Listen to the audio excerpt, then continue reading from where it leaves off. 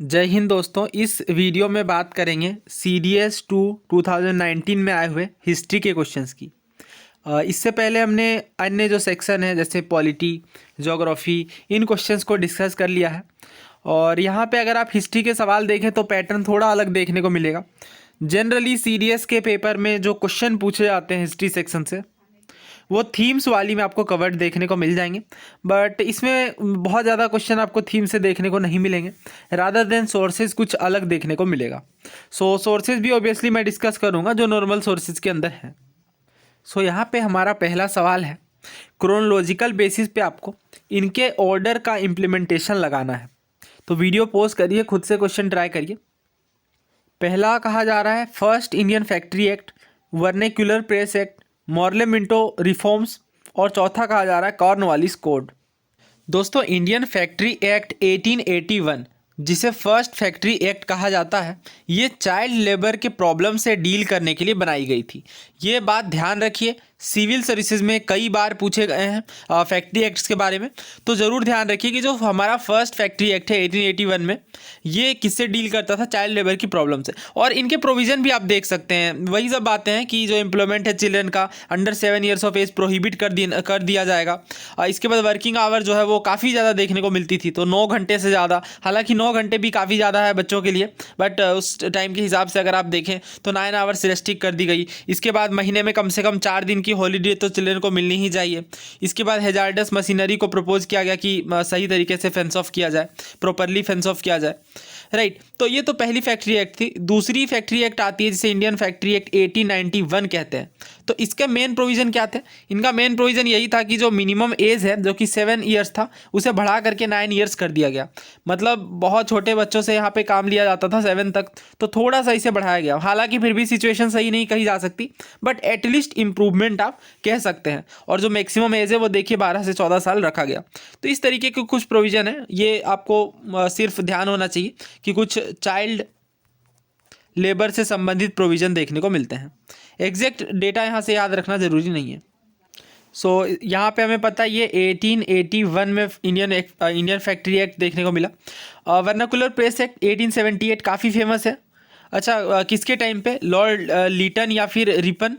तो देखिए, मैं इसे ऐसे ध्यान रखता हूँ, रिपन द गुड, रिपन को कहा जाता है रिपन द गुड, क्योंकि अच्छे काम आपको रिपन के टाइम में देखने को मिलेंगे और जो बुरे काम है वो लीटन के टाइम पे। तो वर्नाकुलर प्रेस एक्ट किस तरीके का एक्ट था? ये इसे गोजिंग एक्ट कहा जाता है, यानी जो पत्रकारिता है उसकी आवाज़ को दबाने के लिए वर्नाकुलर प्रेस एक्ट पास किया गया था। तो ये किसके द्वारा किया गया? लीटन के द्वारा। राइट, और रिपन ने क्या क्या अच्छे काम किए? जैसे एक इंपॉर्टेंट काम तो आप ये कह सकते हैं, जो हम पंचायती राज का मॉडर्न कॉन्सेप्ट देखते हैं, उसी टाइम से डिवोल्यूशन देखने को मिला था। राइट, और इसके अलावा आप ये कमेंट करके बताइए कि और भी कौन कौन से काम लॉर्ड रिपन के द्वारा किए गए। अच्छा, मार्ले मिंटो रिफॉर्म की बात करें तो ये 1909 में देखने को मिलेगा। इसमें से जो मिंटो है और जो मार्ले है, आपको पता होगा कि जो मॉर्ले मिंटो रिफॉर्म है, फर्स्ट टाइम सेपरेट इलेक्टोरेट यानी पृथक निर्वाचिका की बात की गई, और जो फूट डालो और शासन करो वाली नीति है स्टार्ट की गई। Right, first time for Muslims यहाँ पे सेपरेट इलेक्टोरेट की बात की गई। और इसके अलावा 10 साल बाद फिर से एक्ट आया 1919 में। कौन सा एक्ट था वो? 1919 में जो एक्ट आया, उस एक्ट का क्या नाम था? तो उस एक्ट का नाम था, वो कहलाता है मोंटफोर्ड रिफॉर्म्स, यानी मोंटेग्यू केम्सफोर्ड रिफॉर्म्स। तो ये आपको ध्यान होना चाहिए। तो क्या सेपरेट इलेक्टोरेट के प्रोविज़न को ख़त्म किया गया? नहीं, बल्कि और एक्सटेंड किया गया था अदर कम्युनिटीज़ में भी। राइट, उसके बाद कॉर्नवालिस कोड। तो कॉर्नवालिस का नाम आपने सुना होगा परमानेंट सेटलमेंट की जब बात आती है, तो जिसे ज़मींदारी सिस्टम कहते हैं। तो कॉर्नवालिस के द्वारा ही शुरू किया गया था 1793 में, और यही कोड था 1793 का। तो अब इसे हम लोग क्रोनोलॉजी अगेन देख लेते हैं। 1881, 1878, 1909 और ये 1793। तो सबसे पहले ऑब्वियसली कॉर्नवालिस का नाम आएगा, और इसके बाद हम देखें यहाँ पे तो 2 देखने को मिलेगा, फिर 1, फिर 3, तो 4, 2, 1, 3। वैसे देखिए ऐसे क्वेश्चन, अब ये तो काफ़ी आसान है, यहाँ पे आप देख रहे हैं एक ही में 4 है, तो आपको अगर ये भी अंदाजा है कि हाँ ऑब्वियसली कॉर्नवालिस तो काफ़ी पहले देखने को मिलेंगे 1793 के आसपास। तो ऐसे क्वेश्चन कभी भी स्किप नहीं करने हैं। अगर यहाँ पे आपको ये भी क्लैरिटी है, मान लीजिए आपको कॉर्नवालिस कोड का नाम नहीं याद आ रहा है, बट वर्नाकुलर का नाम आपने ज़रूर सुना होगा। राइट, इसके बाद अगर 2 के बाद 1 फिर 3 में जाएँ तो एक ही ऑप्शन देखने को मिलेगा जहाँ पे 213 है, राइट। तो इस तरीके के क्वेश्चन आसानी से सॉल्व हो जाते हैं। नेक्स्ट क्वेश्चन देखिए, डट ब्रेडली थेसिस के बारे में पूछा जा रहा है कि डट ब्रेडली थेसिस क्या था। पहला कहा जा रहा है कि जो वर्किंग कमेटी थी कांग्रेस की, उसने ये डिसाइड किया कि कांग्रेस को एक इम्पोर्टेंट रोल प्ले करना चाहिए इंडिपेंडेंस से संबंध में। दूसरा कहा जा रहा है कि जो सोशलिस्ट पार्टी हैं, इन्होंने डिसाइड किया to play foremost part in anti imperialist struggle, यानी बेसिकली भारत की आज़ादी ही आप कह लें कि एंटी इम्पेरियलिस्ट स्ट्रगल में सबसे एक प्रमुख भूमिका सोशलिस्ट पार्टी निभाएगी। तीसरा कहा जा रहा है कि जो रिवोल्यूशनरी सोशलिस्ट हैं जैसे बटुकेश्वर दत्त, इन्होंने एक इम्पॉर्टेंट 10 पॉइंट का प्लान जारी किया ताकि जो एंटी इम्पेरियलिस्ट स्ट्रगल है इसमें सक्सेस प्राप्त हो सके। और चौथा कहा जा रहा है कि ये एक कम्युनिस्ट पार्टी की डॉक्यूमेंट है जिसके अकॉर्डिंग जो नेशनल कांग्रेस है ये एक इम्पॉर्टेंट रोल को प्ले कर सकती है, एक इम्पॉर्टेंट फॉरमोस्ट पार्ट को प्ले कर सकती है, जिससे एंटी इम्पेरियलिस्ट स्ट्रगल में उससे जीत हासिल करने में मदद मिले। तो बताइए फिर इसका करेक्ट आंसर क्या है। देखिए इस क्वेश्चन को अगर आप देखें तो ये आपको डायरेक्टली एनसीईआरटीज़ में नहीं देखने को मिलेगी और ना ही कोई स्टैंडर्ड सोर्स में देखने को मिलेगी, बट ये चीज़ आपको सुमित सरकार वाली बुक में देखने को मिलेगी जो कि मेनली हिस्ट्री ऑप्शनल के एस्पिरेंट्स पढ़ते हैं। देखिए लेबर एंड किसान मूवमेंट्स की बात की गई है। कुछ सिचुएशन पहले बताया गया 1934 में किस तरीके का डिप्रेशन देखने को मिल रहा था, इसके बाद किस तरीके से अलग अलग जगहों में स्ट्राइक्स देखने को मिल रहे थे, राइट। और यहाँ पे बात की जा रही है एम.एन. रॉय की, ठीक है, क्योंकि ये देखिए ट्रेड यूनियन कांग्रेस और बाकी चीज़ें कम्युनिस्ट वगैरह जो हैं वो एटक को ज्वाइन करते हैं। एटक आपको पता होगा, all India trade union Congress, right, जो कि बेसिकली एक तरीके का ट्रेड ग्रुप है, ट्रेड यूनियन ग्रुप है।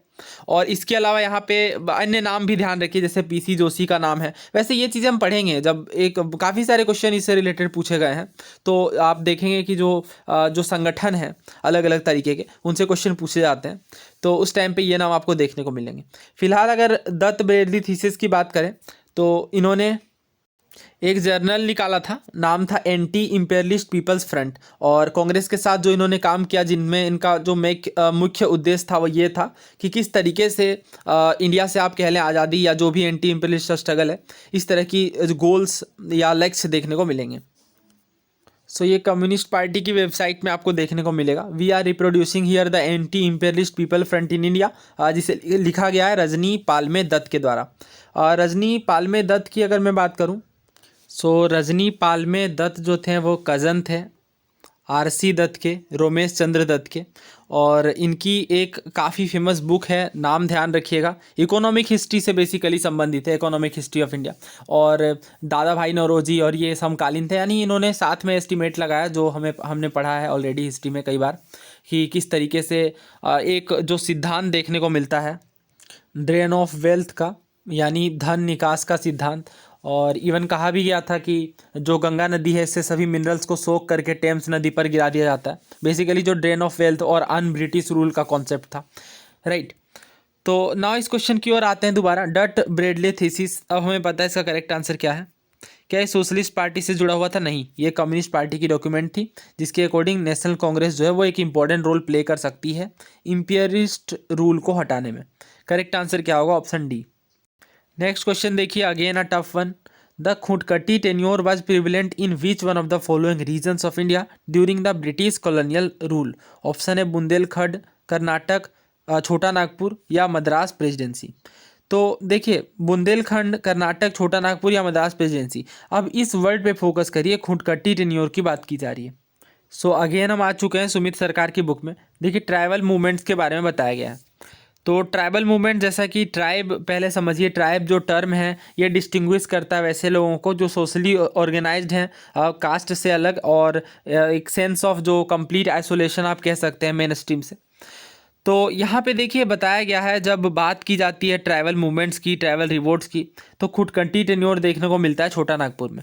तो ये बेसिकली क्या होता था, एक लैंड है मान लीजिए, इसमें जॉइंट ओनरशिप देखने को मिलती है ट्राइबल पीपल्स का, राइट। और आपने पढ़ा भी होगा कि जो ज़मींदारी सिस्टम वो अप्लाई करने का प्रयास किया जाता है इन रीजन में, लेकिन असफल होता है, और इसके बाद से फिर अलग अलग तरीके के जो रिवोल्ट्स हैं वो देखने को मिलते हैं।